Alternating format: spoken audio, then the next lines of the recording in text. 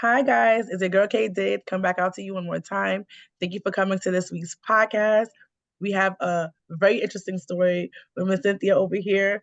Also, before we get even into the story and her life and everything like that, thank you guys for tuning into our podcast.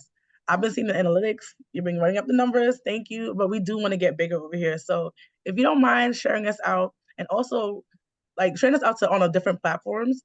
Also, we have a resource packet down below. You'll see everything in the link tree. So if you look in the link tree, you'll see our YouTube, our Instagram, our things like that. Instagram, Twitter, and Facebook gets updated a lot. They have a lot of different resources on there. If you need a job or things like that, or just want to go to an event, you might see me at some of them. All of them you might not see me at, but some event you can meet me in person. Don't come there with the scary stuff though. But you come meet me and my kids in person with certain things. And we love to hang out with you guys. And we love to meet people, families, things like that.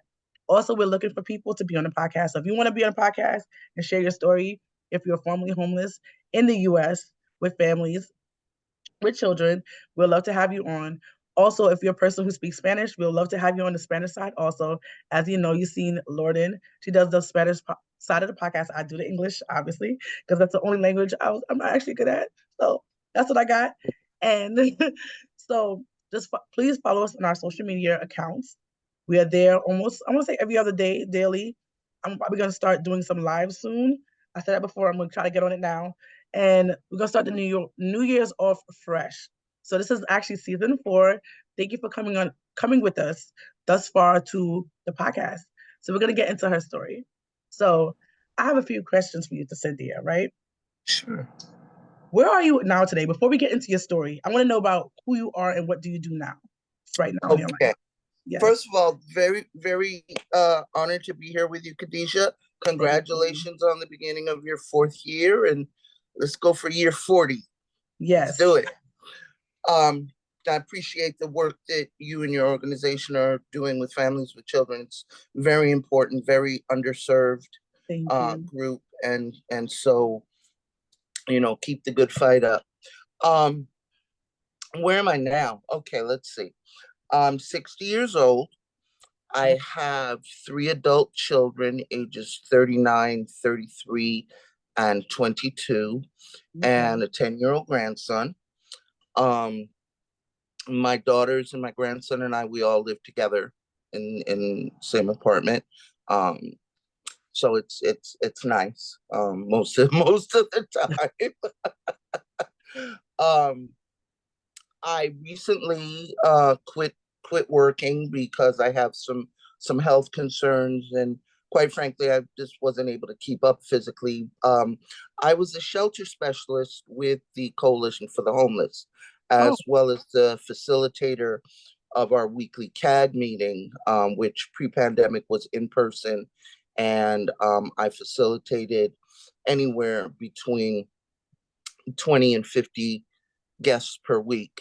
The client advisory group was a group that I resurrected. I didn't start it, but I resurrected it and reshaped it. And it's a group comprised of currently and formerly homeless New Yorkers, and they get together once a week and talk about their experiences in and out of the shelter system. A lot of bonding. Some people would say trauma bonding, but I say human bonding, because being homeless, whether sheltered or unsheltered, is one of the loneliest feelings in the world. And it doesn't matter how much family you have, how much of a support system your family and your friends think that they're giving you. Homelessness is a trauma that, from what I've seen in my many years of dealing with the issue, both personally and professionally, is that it's something that you never kind of quite get over. Right. I used to tell my group, if you came into the shelter system without a diagnosis, feeling that you were mentally and emotionally okay, chances are you will leave the system with some kind of diagnosis based on the layers of trauma, because let's face it, it doesn't take one day to be homeless. It may Right. seem like that, but when we unpack things, we find out what we did or didn't do to contribute to that state of homelessness that we're currently in. Right. And the reason for unpacking and dissecting the trajectory to homelessness is so that we don't repeat the same mistakes. Right. I mean, you know, I used to say, even if you lost your apartment or your home due to a fire or flood or any act of nature that was beyond your control, did you have renter's insurance? Right. Did That's you have important. homeowner's insurance? Mm-hmm. Renter's insurance, I don't know, it's $15, $20 a month, Right. right? It's the price of a good cable package, Netflix, People watch right? cable anymore? Who can afford it? Right. So, you know, we have to, in regrowing ourselves from a state of homelessness, we have to face these things. We have to face the traumas that got us there. Failed marriages, illnesses. There are things that are out of our control. Right. But it's how you deal with those things. And are you forward thinking, not just thinking in the moment with what you're going through? And I know that that sounds trite and, well, a hell of a lot easier said than done. Yeah. But it's a muscle that you have to strengthen. It's a practice that we have to put into our lives, because if we don't, we're destined to repeat the same things. And I know this because I'm a recidivist shelter resident. Okay. Right. I've been in shelter 3 times. Oh, wow. First, families with children, then as just a regular single adult, and then as a single adult with mental health issues. Wow. So I kind of know all parts of the system.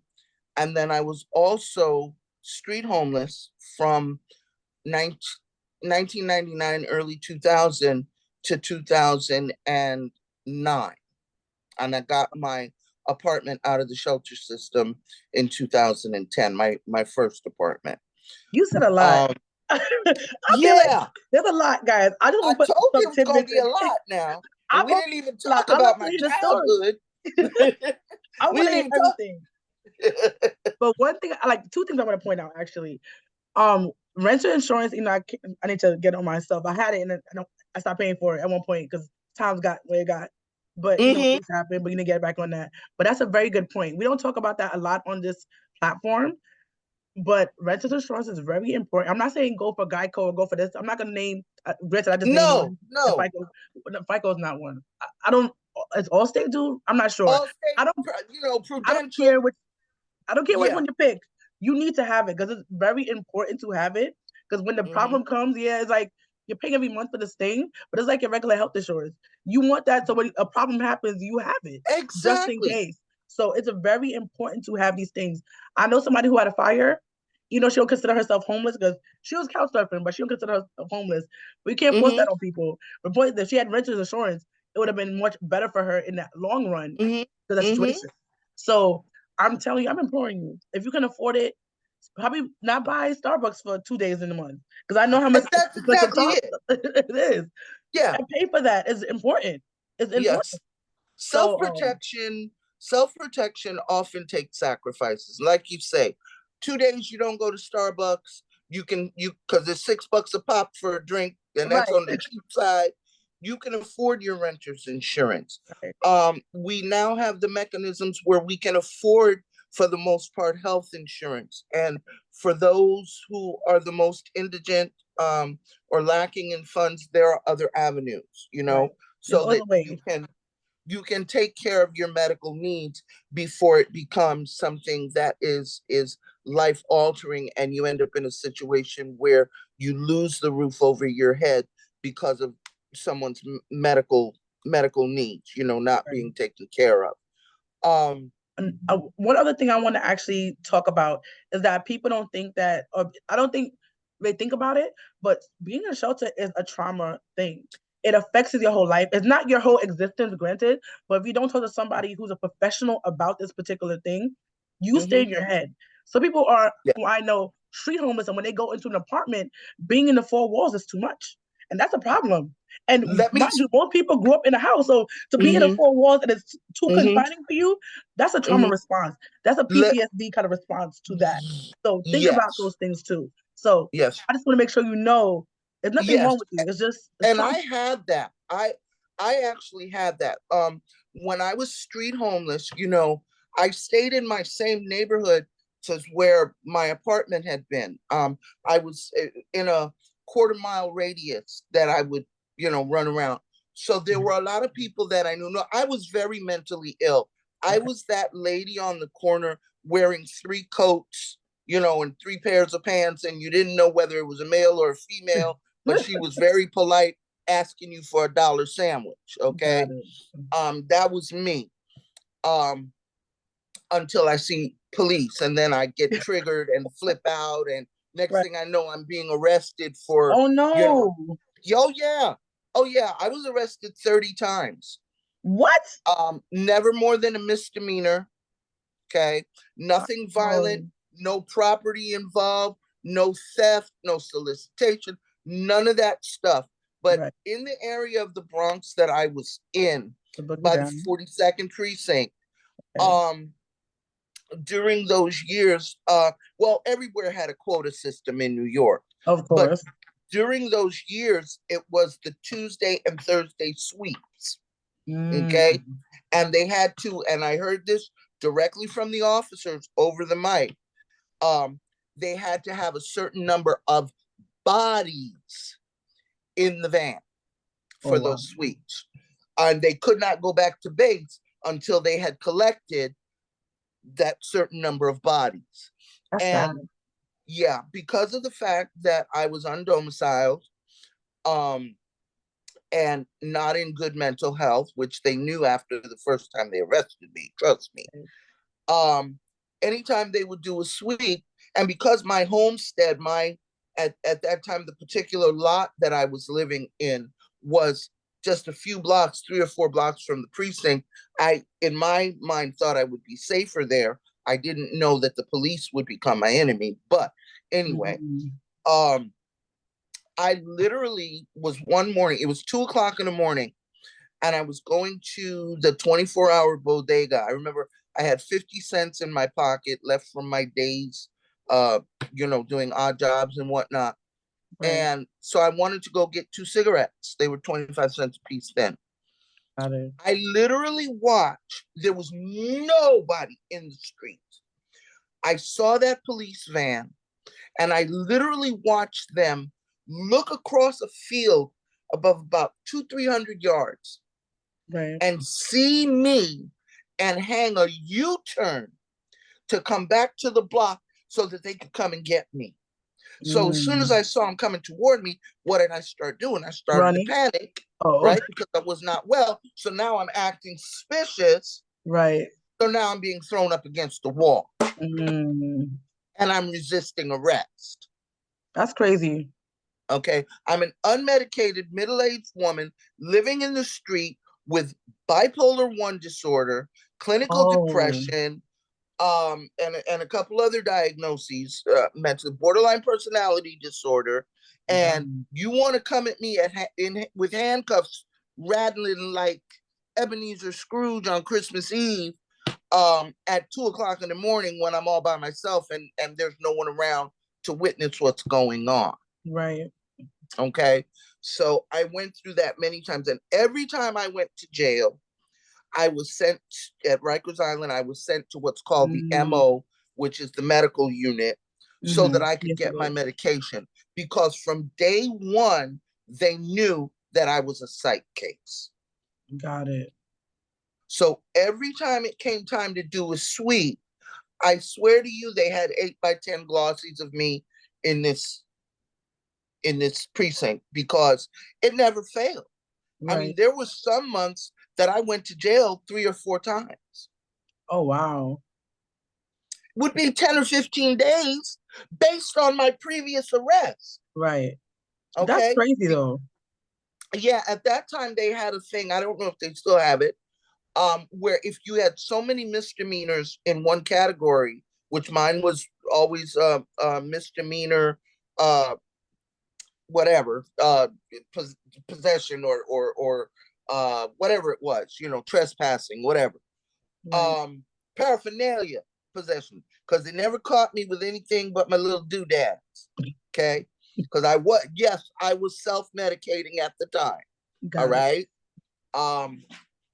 And because that's something that you just do when you're in the street. Right. You know what I mean? And it I don't talk a lot about that because that was not my main issue. Right. Right. My main issue was mental health.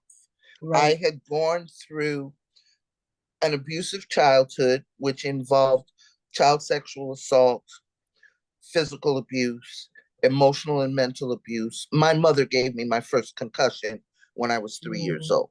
Sorry about if that. that gives you a sense. Right.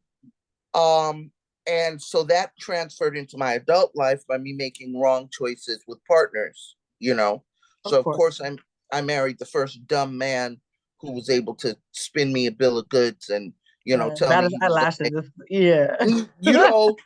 he's gonna make everything all right. Yes, Right, he would. right. I'm sorry, Yeah, baby. yeah. The problem was what he found out was he had a wife who was a workhorse. Yeah, I was 19. I didn't know anything. Right. Wow, that's young. Yes, and he found out that I was a workhorse and would work 2 jobs. And so since I would work 2 jobs, that meant he didn't have to work any. Oh no. Okay. And and he was 8 years older than me.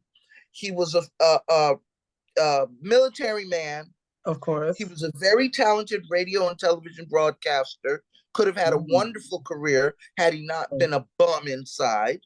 Because you can be broke but not be a bum. Right. It's true. You can be a person who doesn't have the resources in the moment but is striving to get it. Right? That's temporarily without funds. Right? This was not that case. This was you work, wifey, you work all you can, and I will take from you all I can get, and I will abuse you in return. And in turn, I will abuse our children. That's abuse. That's DV. That's right there, domestic violence. And people, again, I like when people tell their stories and I get to, sometimes some people don't understand that is what's happening. Some people, they understand because they've been on this journey for a very long time, but that's a part of domestic violence abuse. People only think about, as I said all the time, beating and pinching. No, financial abuse is one of the highest, I want to say, ones, because that's your money. And in this case, he worked her like a mule and took her money. Not even like, oh, he's working and they're working together. And had the nerve to put his hands on me. And had the nerve to put his hands on me.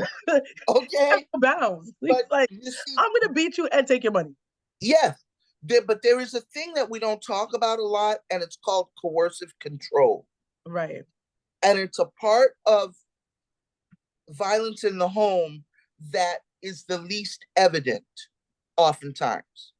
We don't realize when we're experiencing it. People from the outside may not see this. And I say to everyone out there, male, female, or however you identify, if your choice is being taken away from you, if your money is being taken away from you, if you are being physically intimidated or controlled in any way, don't fool yourself. It's abuse. And you cannot love it enough to make it better, because it's not your problem. It's the perpetrator's problem. Right. And you got to get help and get out. Unfortunately now, my situation with my husband was in the early 90s. So there was some awareness, but not enough awareness. And I still had to deal with the mental health stigma. I come from a Latino, Caribbean, Afro-Caribbean Latino background. Oh, wow. Yeah, we all know, anybody that comes from that background knows that there's no such thing as mental illness. Right, right. You're lazy, you're weak, you're Oh, whiny, your point. you're Right there. irresponsible. Right. You just don't want to try hard enough. You know, all of these things. Get up out of the bed and you'll feel better. Right. So because of the child abuse, I started suffering from depression. The earliest documentation that I know of is 4 years old. Wow. And that is unprecedented because 4-year-olds don't know what depression is. Right. Of course, I didn't know that that's what it was. It was fear and depression. You know, I was afraid of getting hit and etc.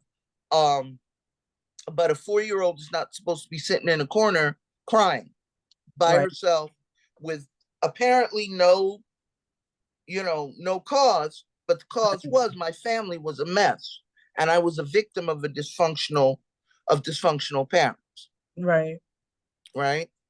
So anyway, during the marriage, one of his ways of controlling me was to constantly call me crazy. Let me back up a little bit. When I was 18, my first son died. He died of crib death when he was 5 months old. It was right around that time, dealing with that grief and suicidal ideation and so forth, which is part of my mental health package, that I did go and see someone. Right. And I was diagnosed for the first time with bipolar 1 disorder and some of the other things. When I got with my husband, I'm a full disclosure kind of person, always have been, because I've always felt if you're not doing anything wrong, there's no reason to hide anything, Right. So I told him, that I had this diagnosis and I needed therapy and medication, et cetera, et cetera. Right. The first medications that I took, see, back in those days, it was zombie medication. It was just drooling. You couldn't work. You couldn't, you really couldn't do much of anything on that medication. So obviously, being young and full of life, right. I stopped taking it. Right. Not understanding. And it literally took till I was almost 50 years old, my mid to late 40s. Over 30 years old. Yeah, to finally hone in on the fact that I have to accept this as a part of who I am for right. whatever reason, and do what I do in other parts of my life, which is turn lemons into lemonade. See, I had many high times in my life. I was an elected official. I was a program director. The brief in my youth, I was embarking on a singing career. A lot of different highs, right? The birth of my children, But when you're not well mentally, you can do well for a little while. Right. But sooner or later, it's going to catch up to you. It's true. There's no sustainability in mental illness. The only thing you can sustain is a downward trajectory. Right. Right? So what I talk about now is I talk about personal responsibility and wanting to be well. You have to want to be well. Because if you don't truly want it, you're not going to fight for it. So you're not going to get up and you're not going to go to that therapist appointment, or you're not going to get up and take your pills every morning like you're supposed to, or however you're supposed to do it. So discipline and personal responsibility is very important when you're trying to be healthy and have a productive life. If you don't want to cultivate those skills in yourself, then you're not going to be as well as you should be. Let me put it that way. I'm sorry. Go ahead. I like that you point out, because I think people, especially who look like us, they don't want to do mental health. That's not, to them, it's not important. They think I'm from a Jamaican background, If you sleep past 8 o'clock, it's a problem. So like 8 o'clock, 5 or 6 is the time. The cock-a-doodle-doo happened. That's when you're supposed to be up and like Listen, the rooster right? is up. You should be up Right. too. That's how Okay? that's how the mentality they have for you. But Yes. coming from that background, people don't talk about those things. But I like that you said you had so many highs. You had your children, you were elected official. People always, I think, they try to make it, yes, this person has a problem, but it can be helped with medication. But also you're not just that one thing. You're not just a mental thing. No, Right. you are a person and you can still do great even though you have this problem. So if you're a person who's watching this and thinking, oh my God, I have this, I have this, I have this, I have a disability, I have all these things.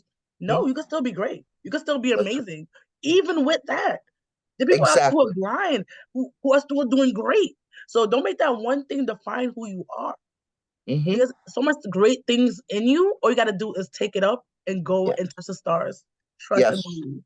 Yes. And the best work that I've ever done in my life was post acceptance of my mental illness and taking charge of my mental health. After the being in street till 2010, in the shelter, 2010, I got that apartment. I went back to volunteering for the Coalition for the Homeless. Okay. And I became a full-time volunteer while getting my sea legs. Because here's another thing. When you've been, and it doesn't matter how long your shelter stay was or your homelessness period was or how short it was. When you come out of the other side and you finally get that roof over your head, you are going to go through you're going to go through, like you said before, PTSD. Right. And I went through that. I actually went through that the whole time that I was street homeless, because after a certain amount of time in the street, when I would go to friends' houses to take a shower or because it was too cold outside or whatever, I literally could not stay at anybody's house, no matter how badly they wanted me to stay indoors, for more than 48 hours. Because then the walls would start closing in on me. Right. Okay. Because I was used to lifting up the tarp to my little house that I built and being able to look out at the stars and feel the wind on my face.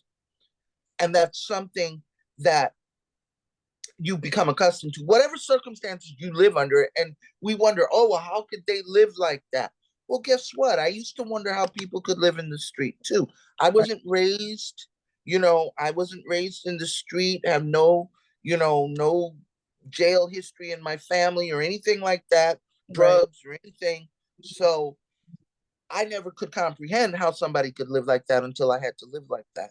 And I can tell you that when your survival mode kicks in, you have to become comfortable with what you have available to you. Right. Right.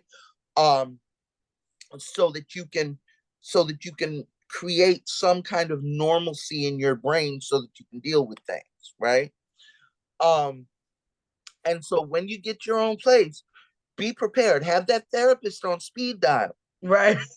Okay. Because you're going to be afraid. Number one, you're going to be afraid that somebody's going to come and take this from you. Number two, you're going to be afraid because now, after however long, you now have to live by yourself. Okay.